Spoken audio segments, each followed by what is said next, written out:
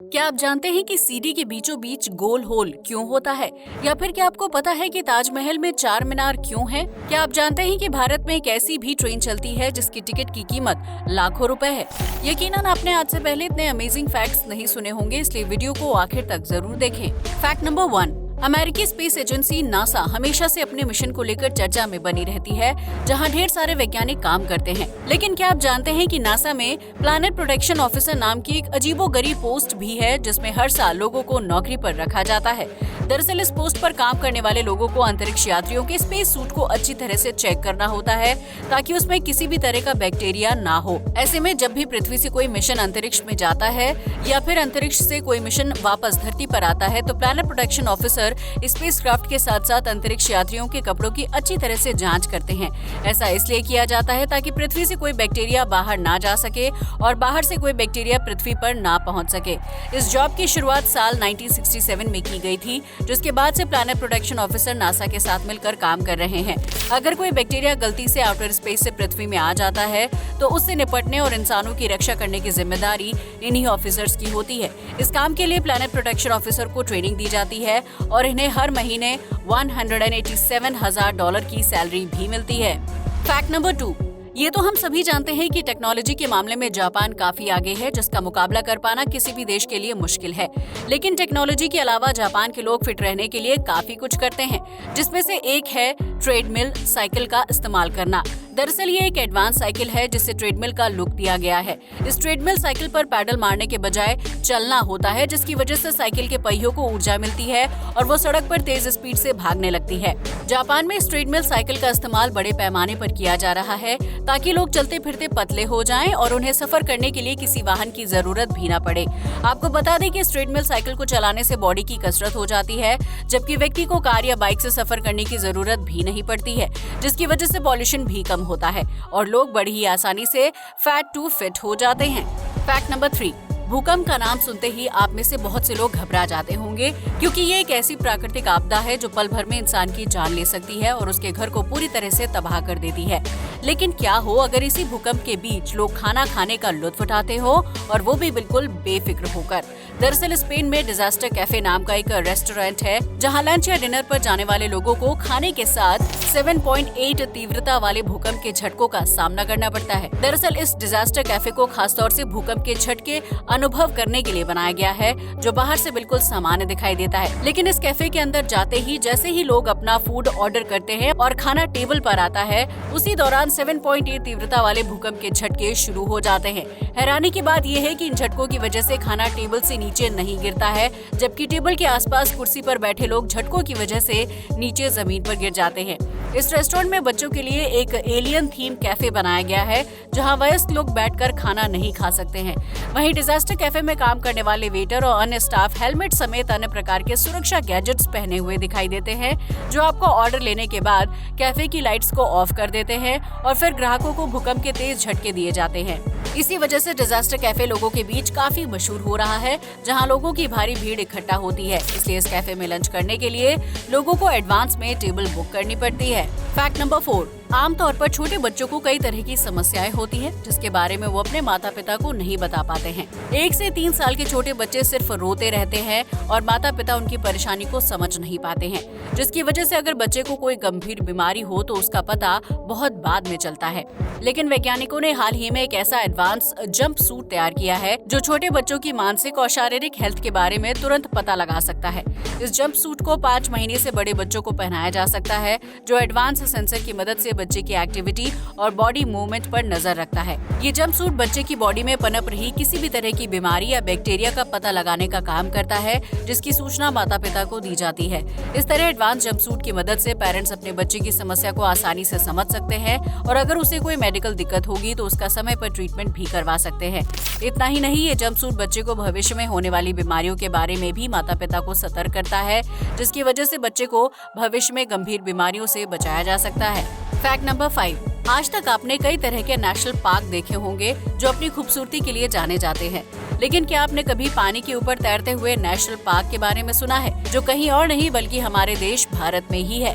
दरअसल ये अनोखा नेशनल पार्क मणिपुर के बिष्णुपुर जिले में है, जो पूर्वोत्तर की सबसे बड़ी ताजे पानी की झील लोकटक के ऊपर तैरता है।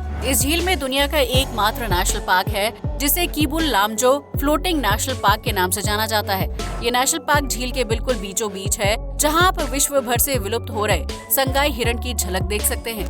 इतना ही नहीं, किबुल लामजो नेशनल पार्क में कछुए, सांप, हिमालयन काला भालू और पक्षियों की विभिन्न प्रजातियां रहती हैं, जिनकी आवाज से पूरा नेशनल पार्क गूंजता रहता है।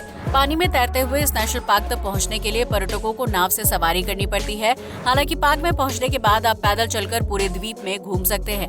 आपको बता दें कि लोकटक झील में छोटे छोटे प्राकृतिक द्वीप है, जिन्हें स्थानीय भाषा में फुमदी कहा जाता है। इन द्वीपों पर स्थानीय मछुआरे अपने परिवारों के साथ रहते हैं, जिनका आकार 40 स्क्वायर किलोमीटर के आसपास होता है। ये झील खूबसूरत होने के साथ साथ राज्य की आर्थिक स्थिति को मजबूत करने का काम भी करती है, क्योंकि इस झील का पानी हाइड्रो पावर जनरेशन के लिए सप्लाई किया जाता है।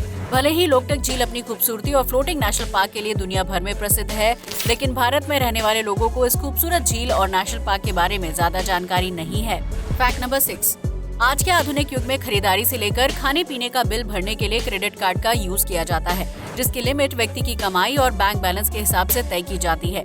लेकिन क्या आप जानते हैं कि दुनिया का पहला क्रेडिट कार्ड किस चीज से बनाया गया था और उसकी शॉपिंग लिमिट कितनी होती थी? अगर नहीं तो हम आपको बता दें कि शुरुआती दौर में क्रेडिट कार्ड बनाने के लिए कागज का इस्तेमाल किया जाता था। जी हाँ, आपने बिल्कुल सही सुना।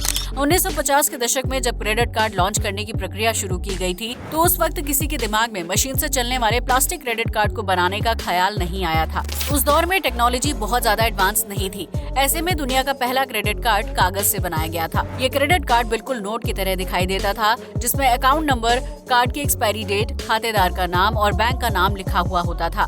जब किसी व्यक्ति को क्रेडिट कार्ड का इस्तेमाल करना होता था, तो वो बैंक जाकर पैसे निकाल लेता था। उस समय क्रेडिट कार्ड को इस्तेमाल करने के बाद उसमें एक पिंच होल कर दिया जाता था, जो आमतौर पर बस या ट्रेन की टिकट पर टीटी द्वारा किया जाता है। इस पिंच होल से ये पता चलता था कि क्रेडिट कार्ड का इस्तेमाल किया जा चुका है, जबकि उस दौर में क्रेडिट कार्ड की लिमिट सिर्फ 1 से 2,000 रुपए ही हुआ करती थी। उस वक्त क्रेडिट कार्ड सिर्फ अमीर वर्ग के लोग ही इस्तेमाल किया करते थे, जिसे काफी हद तक चेक की तरह यूज किया जा सकता था। हालांकि बीते वक्त के साथ टेक्नोलॉजी तेजी से आगे बढ़ी और इसकी वजह से आज आप और हम प्लास्टिक से बने क्रेडिट कार्ड का इस्तेमाल करते हैं, जबकि इसकी लिमिट भी काफी ज्यादा होती है। फैक्ट नंबर 7, यूं तो चीन दुनिया भर में महंगे ब्रांड्स की कॉपी तैयार करने के लिए जाना जाता है, लेकिन कभी कभी ये देश अजीबोगरीब कारनामा भी कर दिखाता है। ऐसा ही एक कारनामा है बिल्डिंग के बीचों बीच झरना बनाना, जो दुनिया का दूसरा सबसे बड़ा मानव निर्मित झरना माना जाता है। जी हाँ, आपने बिल्कुल सही सुना। चीन के गुआंग शहर में 396 फीट की ऊंची इमारत पर मानव निर्मित झरना बनाया गया है, जिसकी ऊंचाई 350 फीट रखी गई है। ये झरना इमारत के अंदर से बाहर की तरफ बहता था, जिसके अंदर मॉल, होटल और ऑफिस हैं। इस मानव निर्मित झरने को 1 घंटा चलाने के लिए तकरीबन $120 यानी 8,400 रुपए का खर्च आता है, जिसकी वजह से इस झरने को लगातार नहीं चलाया जाता है। इस झरने को बनाने के लिए उच्च क्षमता वाले 4 पंप लगाए गए हैं, जो झरने से नीचे गिरने वाले पानी को दोबारा से पाइप के जरिए 350 फीट की ऊंचाई पर पहुंचाने का काम करते हैं। इस झरने को चलाने में बिजली की खपत काफी ज्यादा होती है, जिसकी वजह से इसे कुछ खास मौकों पर ही चलाया जाएगा और पर्यटक इस खूबसूरत झरने का आनंद उठा सकते हैं। लेकिन इस मानव निर्मित झरने को लेकर चीन के कई लोग खुश नहीं हैं, क्योंकि उनका मानना है कि ये झरना पैसे और बिजली की बर्बादी करता है, जबकि इसकी वजह से बिल्डिंग की खूबसूरती भी खराब हो रही है। वहीं कुछ लोगों का मानना है कि इस झरने की वजह से बिल्डिंग की खूबसूरती बढ़ गई है और इससे पर्यटन को भी बढ़ावा मिल सकता है। फैक्ट नंबर 8, 90 के दशक में सीडी का इस्तेमाल बड़े पैमाने पर किया जाता था, जिसमें गाने सुनने के साथ साथ फिल्म और वीडियो देखने की सुविधा भी होती थी। लेकिन क्या आपने कभी सोचा है कि सीडी के बीचों बीच होल क्यों होता है और उसका क्या इस्तेमाल है? अगर नहीं तो आज इसकी वजह जान लीजिए। दरअसल सीडी का आविष्कार किए जाने से पहले गाना सुनने के लिए एक बड़े म्यूजिक प्लेयर का इस्तेमाल किया जाता था, जिसमें सिर्फ गाने बजते थे और उसके बीचों बीच बड़ी रिंग साइज की सीडी को लगाया जाता था। उस म्यूजिक प्लेयर में सीडी को लगातार घुमाया जाता था, जिसकी वजह से सीडी के बीचों बीच होल दिया जाता था। फिर उसी कॉन्सेप्ट को छोटे साइज की सीडी बनाने के लिए इस्तेमाल किया जाने लगा, जिसमें गाने के साथ साथ फिल्म और वीडियो देखने की सुविधा भी थी और उसके बीचों बीच भी होल होता था। ये होल सीडी को पकड़ने में काफी मददगार साबित होता था, ताकि सीडी के बाकी हिस्सों में उंगलियों के निशान ना बने और इसकी वजह से सीडी की क्वालिटी खराब ना हो। इसी वजह से सीडी के बीचों बीच होल दिया जाता है, ताकि उसकी पिक्चर क्वालिटी खराब ना हो और इसे वीडियो प्लेयर के अंदर लगाने या निकालने में आसानी हो सके और सीडी भी अच्छी तरह से घूम सके। फैक्ट नंबर 9, ताजमहल को प्यार का प्रतीक माना जाता है, जिसे शाहजहां ने अपनी पत्नी मुमताज की याद में बनवाया था। ताजमहल का दीदार करने के लिए जाने वाले लोगों के दिमाग में कभी न कभी ये ख्याल जरूर आता होगा कि ताजमहल के आसपास 4 अलग अलग मीनारों को क्यों बनाया गया है और उनका क्या काम है। तो आइए आज इस सवाल का जवाब जान लेते हैं। दरअसल किसी भी इमारत को बनाने के लिए उसका एक डिजाइन तैयार किया जाता है, ताकि वो इमारत अपने धर्म के प्रतीक चिन्ह के रूप में पहचान बना सके। ताजमहल को बनाने के बाद उसके आसपास 4 मीनारें बनाई गयी, जो इस्लामिक वास्तुकला को दर्शाती हैं। ये मीनार न सिर्फ दिखने में खूबसूरत लगती हैं, बल्कि इनके टॉप पर व्यू पॉइंट भी होता है, जिससे आसपास का खूबसूरत नजारा दिखाई देता है। यही वजह है कि ताजमहल समेत जामा मस्जिद और अन्य तरह की इस्लामिक इमारतों के आसपास मीनार जरूर बनाई जाती हैं, जिनकी संख्या जगह के हिसाब से तय की जाती है। इसी तरह हिंदू वास्तुकला के हिसाब से मंदिरों के ऊपर गुंबद में कलशनुमा आकृति बनाई जाती है, जो लगभग हर मंदिर या पवित्र स्थान पर देखने को मिलती है। आज के लिए बस इतना ही। जय हिंद दोस्तों।